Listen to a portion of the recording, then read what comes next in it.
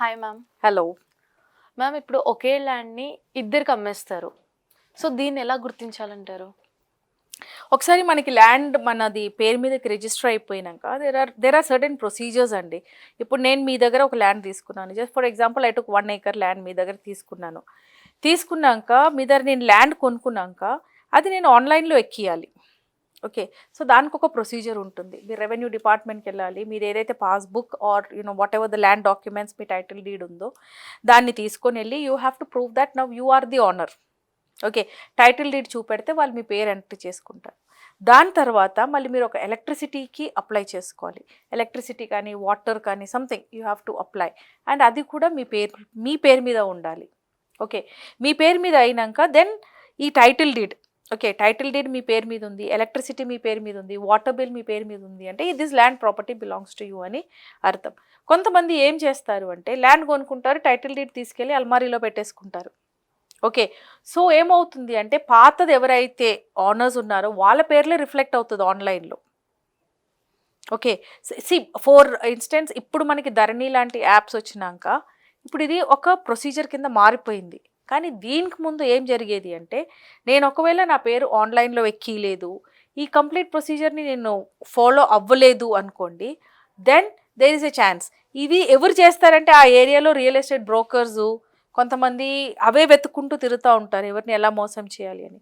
వాళ్ళు ఏం చేస్తారు అంటే they keep checking. If the property నా పేరు మీదకి రాలేదు అనుకుంటే వాళ్ళు ఏం చేస్తారు, ఇంకొక సేల్ డీడ్ చేయడానికి ట్రై చేస్తారు.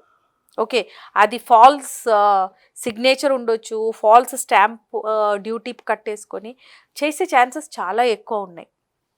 సో ఇప్పుడు మీరు ఒక హెచ్ఎండిఏ కానీ డిటీసీపీ కానీ రేరా అప్రూవ్డ్ ప్రాజెక్ట్లో మీరు వెళ్తే మీరు అలా చేయలేరు. ఒకటే ప్లాట్ మీరు ఇద్దరికి అమ్మలేరు.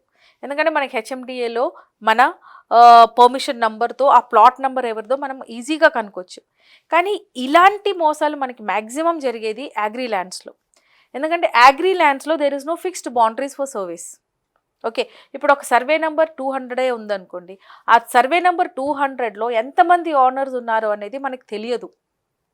ఇప్పుడు మీరు సర్వే నెంబర్ 200లో మీరు నాకు ఒక 1 acre అమ్మారు, సర్వే నెంబర్ 200లో మీకు ఒక 40 acres ల్యాండే ఉందనుకోండి, సర్వే నెంబర్ 200/1 అని వస్తుంది నాకు డాక్యుమెంట్. ఓకే. కానీ అదే /1/A అని కూడా ఇంకొకరికి అమ్మొచ్చు. So where the land is not authenticated అంటే మనకి పర్మిషన్స్ ఏవైతే లేవో అక్కడ మనకి ఈ డబుల్ రిజిస్ట్రేషన్స్, ట్రిపుల్ రిజిస్ట్రేషన్స్ అయ్యే ఛాన్సెస్ ఎక్కువ ఉన్నాయి. ఇప్పుడు మీకు చాలా ప్రాపర్టీస్ లిటిగేషన్స్లో కనపడుతుంది హైదరాబాద్లో. దానికి రీజన్ ఏంటంటే ల్యాండ్ ఓనర్ ఎక్కడో ఉంటాడు, అగ్రిమెంట్ ఇంకెవరో పేరు మీద ఉంటుంది. ఓకే. ఇంకొకటికి డెవలప్మెంట్కి ఇచ్చింటారు. సో ఇవన్నీ ఎందుకు జరిగినాయి అంటే మనకు ఒకప్పుడు ఇవన్నీ గ్రామ పంచాయత్ ల్యాండ్స్, మనకి హెచ్ఎండిఏ లాంటి అప్రూవ్డ్ గవర్నింగ్ సిస్టమ్ లేకుండే. సో ఇలాంటివన్నీ జరిగాయి. సో ఈ డబుల్ రిజిస్ట్రేషన్స్ అనేది మామూలుగా రా ల్యాండ్స్ అంటే ఏదైతే కన్వర్షన్ అవ్వలేదో ఆ ల్యాండ్స్కి మాత్రమే జరుగుతుంది. అండ్ ఫర్ టైమ్ బీయింగ్ ఇప్పుడు మనకి హైదరాబాద్లో ఉన్న సిచ్యువేషన్స్లో double registrations, triple registrations are not possible. ఎందుకంటే HMDA, RERA, all these systems are on board కాబట్టి డబుల్ రిజిస్ట్రేషన్స్ అయ్యే ఛాన్సెస్ లేవు. కానీ మనం చూసే పాత లేఅవుట్స్ అంటే ఇప్పుడు మనం కొల్లూరు సైడ్, మోకిలా సైడ్ అంతా వెళ్తే మీకు అంతా ఒకప్పుడు గ్రామ పంచాయత్ లేఅవుట్సే అవి. చాలా ల్యాండ్స్ లిటిగేషన్స్లో ఉన్నాయి. ఏంటి రీజన్ అంటే డబుల్ రిజిస్ట్రేషన్ అయింది, అది ట్రిపుల్ రిజిస్ట్రేషన్. అది ఎందుకు జరిగింది అంటే అప్పట్లో మనకి అప్రూవ్డ్ బాడీ లేకుండే కాబట్టి. ఓకే. సో ఈ డబుల్ రిజిస్ట్రేషన్స్, ట్రిపుల్ రిజిస్ట్రేషన్స్ జరగకుండా ఉండాలి అనుకుంటే మాత్రం ఒక రేరా అప్రూవ్డ్ ప్రాజెక్ట్లో, ఒక హెచ్ఎండిఓ, డిటీసీపీ అప్రూవ్డ్ ప్రాజెక్ట్స్లో మీరు ల్యాండ్ కొనుక్కోవాలి. లేదు మీరు అగ్రి ల్యాండ్స్ కొనుక్కుంటే మాత్రం చాలా జాగ్రత్తగా హ్యాండిల్ చేసుకోవాలి. As I told you, fencing చేయండి, ప్రీకాస్ట్ వాల్ వేయండి, ఒక గేట్ పెట్టండి, ఆ ప్రాపర్టీలో యాక్టివిటీస్ నడుస్తున్నట్టుగా చూపెట్టండి. ఖాళీగా ఉన్న ప్రాపర్టీ మీద ఎవరిదైనా కన్ను పడుతుంది. సో మీకు ల్యాండ్స్ ఉన్నాయి అంటే దాని మీద ఏదో ఒక యాక్టివిటీ అయితే జరగాలి.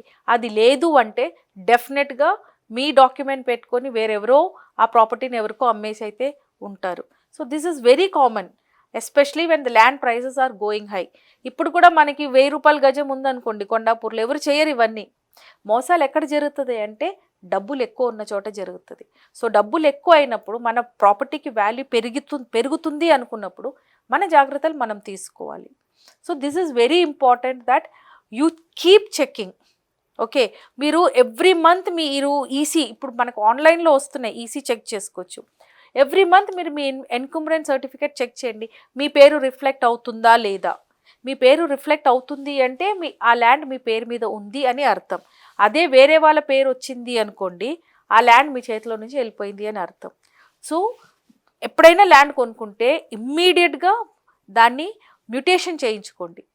అంటే యాజ్ ఐ టోల్డ్ యూ, ఆ సర్వే నంబర్ నుంచి బార్ 1 కానీ బార్ ఏ కానీ మ్యూటేషన్ చేయించుకోండి. మ్యూటేషన్ చేసుకుంటే ఆ టోటల్ సర్వే నంబర్ నుంచి మీ ల్యాండ్ మీ పేరు మీదకి మ్యూటేట్ అయి వస్తుంది.